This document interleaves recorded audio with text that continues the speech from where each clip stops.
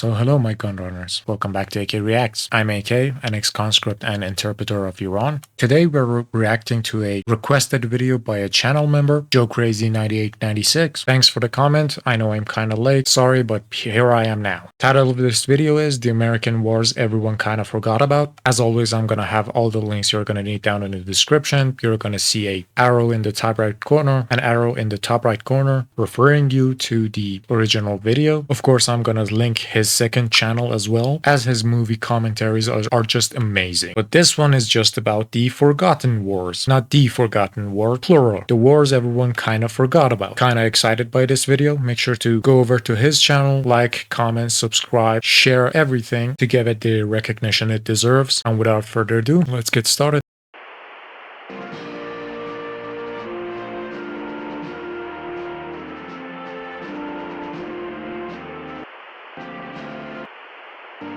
Which ones? It's Memorial Day, which isn't simply just an excuse to have a longer weekend, it's officially the federal holiday to pay respects to those who died in all the wars the United States has fought in. You know, World War II, Vietnam, the Civil War, the Quasi-War, the Cherokee Wars, the Boxer Rebellion, Go on, there's couple of much more. When Americans think about the wars their own country has fought in, they often think of just the big ones.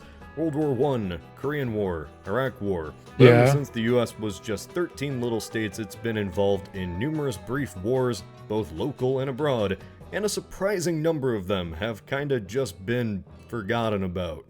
So I want to talk about some of the wars we aren't taught about in history class. Is this alternate history? No. No, it is not. The real video I planned about Canada didn't seem too smart to release on Memorial Day weekend. Call it bad planning. I don't care. Oh yeah, I know about this one. Intervention in North Africa is a touchy subject for Americans today. It seems like for the last few decades we've done nothing but focus on North Africa and the Middle East. So when was the first time we had a conflict in the region? How about 1801? Yeah, when the US was still a young nation, and Thomas Jefferson was its president, America fought a 4-year-long war against pirates off the coast of North Africa. These were called the Barbary Wars, and yes, there were 2 of them. At the time, Muslim piracy was a major issue. The coastline of North Africa was made up of a series of pirate states on what was called the Barbary Coast. They included regions like Morocco, Ottoman-controlled Algiers, and even Tripoli. The main thing that united them was they really liked to raid incoming ships. European and now American ships that would cross into the area would often be attacked, and had a ransom not be paid, unlike today's climate, to be honest, but slavery. This was actually a crisis at the time. It became a debate whether or not to pay off the pirates or to fight them. Jefferson reasoned that paying off the ransoms only would encourage more piracy. When Jefferson became president, that's a way to look at it. Another ransom, but Jefferson didn't comply. In response, Tripoli declared war on the US, and eventually all the Barbary states began raiding American ships. We today debate about how the president can use the military without an official declaration of war. Well, this conversation kinda began here. Congress concluded that Jefferson had the powers as commander-in-chief to stop the pirates, protect Americans, and destroy Barbary vessels. Effectively, this was the 19th century version of intervening against terrorists without a declaration of war. Battles were few in the period of 4 years. The more things pass, the more things stay the same. With the occasional raid. There was one time the Americans took the city of Derna, raised the stars and stripes over foreign land. After 4 years of this conquering it, Tripoli surrendered and a peace deal was made between the US and the Barbary Coast. Piracy remained an issue for decades in the region, leading to another Barbary War in 1815. Once European naval technology became far more advanced than the pirates, Muslim piracy died in the region altogether. It's an arms race in its own. Tale of when Jefferson sent the Navy to fight against North African pirates for 4 years. The time Americans invaded Florida? When Americans learn about the relationship between Americans and the natives, Well, they don't really learn about it. We talk about very pilgrims bad. and natives, then skip over to cowboys and Indians in the West. Giving so really, him most all Americans sorts of only plagues, learn about wars. the beginning and the end. We don't teach about the couple centuries of constant, and I do mean constant, conflict. The United States spreading across the continent. Oh yeah, the Great. What was it called? The Great Westward Expansion. Land. Yeah, that was what it was called. American soldiers fighting Pinning was against a manifest destiny. Native resistance. Yep. Florida once used to be Spanish land, and in that Spanish land there was a native population, mostly called the Seminole. They lived there and formed an active military resistance to the United States. After the Seminole massacred nearby American settlers, the United States wanted retribution, and so the military was called in. The problem was, Spain hadn't given Florida to the United States yet, but that didn't matter. Oh, so it was owned by colonial Spain. A force of 3,000 Americans in 1400 Creek to break the Seminole resistance. Yes, this meant that the Americans had to invade Florida. The invasion mostly consisted of village burnings and leaders being hanged. The atrocities were condemned, but it's Jackson. He didn't care. There was a period of peace. Florida became a state. Geneva Convention wasn't still there. To the U.S. Well, when Jackson became president, they weren't an issue anymore. The U.S. created the Indian Removal Act, which meant all the natives east of the Mississippi had to get out of there. The Seminole out of their own homes, like this, and the Americans knew it. And eventually, war did come. This war lasted, 6 years? Wow. Yeah, this conflict against natives lasted longer than the U.S. was in World War II. The Americans could do little against a group which knew their land. Home turf, Seminoles would routinely kill American settlers, and Americans would routinely torch Seminole villages. But still, even after years, the Americans would be stuck in that swamp. Sometimes for so long, they had to resort to eating their horses. To be honest, this war is so interesting it requires its own video. In fact, most native wars in the East do. But to cut it short, eventually after years of whittling down native resistance, the US was able to drive the Seminole to a reservation in South Florida. I feel the war was just so brutal, and in such a regretful time in American history, it's mostly just been swept under the rug, at least in the states that aren't Florida. Yeah, sure, but just before he goes over, I've heard about the indigenous populations and the wars with them through other programs, or TV shows rather, better to say. I think it was a Dropout episode from Adam Ruins Everything. God, that TV show is just so good. They had an episode about Christopher Columbus, which talked about a lot of the problems that from the first encounters to the diseases, wars, and all that came after. It talked a lot about those. And yes, I am kind of familiar with that, but I always believed it was kind of a big part rather than a forgotten war. I don't know. It's your country, most likely. My major amount of my audience is just Americans. I don't know. I think if I am trying to talk about my country, I would start with where it started, and maybe how. I think the start is a big part of the history, to know how they got into the game. So I don't know how much you could call it forgotten, but it's yours, you know. I know about it, but I'm halfway across the world, so let's keep going. Keep going. The wall with Mexico, oh god. History sure is great at perspective.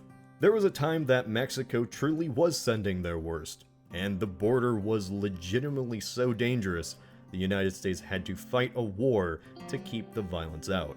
This was a conflict that raged from 1910 to 1919, simply known as the Border War. In 1910, Mexico pretty much collapsed and was in complete anarchic chaos. Not even today's violence could come close to how bad it was. Oh god. This was called the Mexican Revolution, which is way too complicated to get into right now. Long story short, imagine a far worse Syrian civil war on America's border. It lasted 10 years, and 2 million Mexicans died. Damn. The war was just complicated and confusing, and the United States hated everybody involved, so they decided to just secure the border and fight anybody who tried to cross in. At some points, revolutionaries would just attack American towns, and battles raged to stop the Mexican rebels from seizing them. Wow. Sometimes federal Mexicans tried to attack, and gangs and Germans. What? Like I said, it was a confusing time. In this time period, Germans, the United States Mexico. just waited for Mexico to get it together to stop people from attacking inside, and the Americans invaded Mexican territory at times too. This was a back and forth that continued until the Mexican Revolution ended by 1919. Was that the most interesting conflict? No, but it's a little bit of context when we imagine how bad Mexico is today and how bad border violence could be. History teaches us that it could always be far worse. Yeah. Trust me, it can get worse. Oh no. Yeah, I know about this one. For the last few months, everyone has feared that we would fight with North Korea for the first time in 70 years. But that's not true. The Korean War. Because we actually fought against North Korea far sooner than that. There was a time in the 1960s that America and South Korea fought against the North. For 3 years. Yeah. It was just a tiny conflict against the North in the 60s that never escalated into anything bigger. And when I mean tiny, I mean 400 North Koreans died, 400 South Koreans, and 40 Americans. The South tried to infiltrate the North and failed. Alright, understandable that those deaths are very bad, but not even close to the actual Forgotten War, which is the title for the Korean War, right? Being an Iranian and being part of the axis of evil, you do realize that there is some weird part of history that made Korea hate United States of America. And reading on that war was just, really kicking it with the moral high ground there. So yeah, while this single war is bad, some people died, it's nowhere near the original now, is it? Let's keep going. South Koreans and 40 Americans. The South tried to infiltrate the North and failed. The North tried to assassinate the South Korean leader. It was just a strange time. The North didn't have nukes and the South was still a backwater. America was too busy with Vietnam, so after 3 years of not wanting to escalate the fighting, it just stopped. It was soon called the Korean DMZ conflict, and everybody just forgot that it ever happened. The lesson here is you can always stop a war from escalating if you're already fighting a bigger one. So in conclusion, Jimmy, why did I make this video? I don't really know.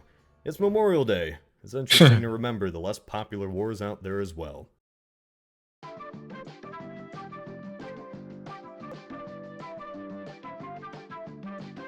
If there is one fight that people happy Memorial Day talking about, it's the fight for information privacy. And that's why this video was sponsored by NordVPN. Yeah, that's the best segue I could come up with. Oh well. A VPN is a virtual private network. By accessing a private network, make sure to support him any way you can. You can protect yourself. If recent events have shown anything, it's that protecting your privacy and information online is extremely important.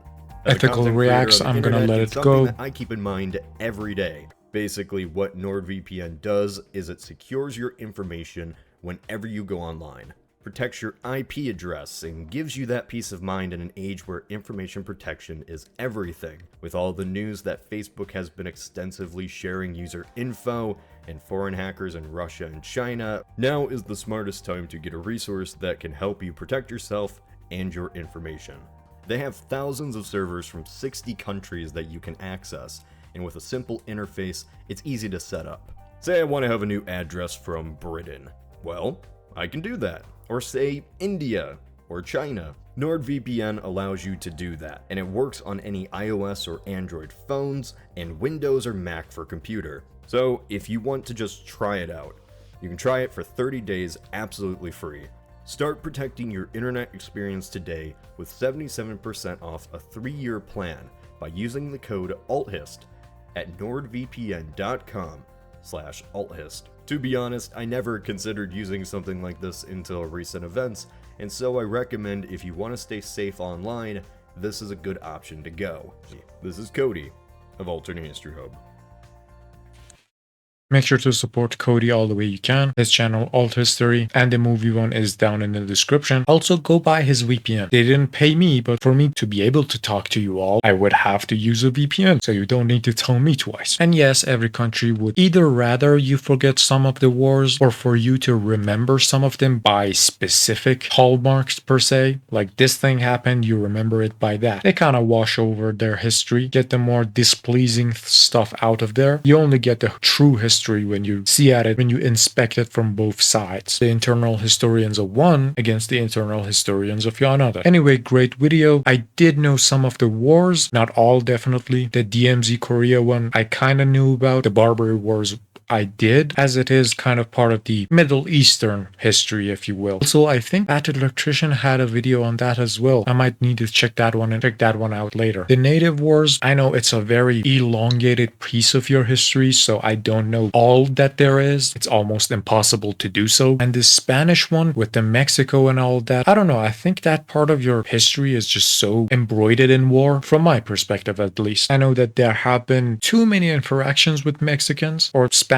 by some extended way, like the Alamo and stuff. Oh no, that was, I think, Texas, wasn't it? Still, I think it was against the Mexicans, right? It's not unusual for you to not remember some wars. That's all I'm saying. Hell, in my history, there's just so many different Iranic groups going out of Iran that you just might not count them as Persian wars. And oh god, do we have a lot of wars. Just saying that our continuous history dates back about 3,000 to 4,000 years. Name an Asian country. We have fought against them. We were the first line against African empires and Western, be it Greece or Roman kings. Yeah, we fought all of them. For us, forgotten wars would be something like the 300, like a war that we lost, yet we won after. So it was kind of like a footnote, because it was not a big war, I want to say. Sure, there were so many more Athenians, Spartans, and it made a definitely great looking movie for the Westerners at least. And it is one of my most favorite comic book adaptations. But first, it was not factual. Second, was not historic, because the historians of the time were kind of biased against Persia as well. And there has been just so many battles during these centuries of conflicts. So the one that we lost, at least in our history, gets buried under all the other wars that we have won. So yeah, again, it's completely fine to not remember some of them, as some escalate way too much and some just die down almost immediately and be actual footnotes in history, you know? Anyway, thank you all for tuning in. Support Cody and his channel. Like, share, comment, and subscribe if you like mine as well. See you all in the next one.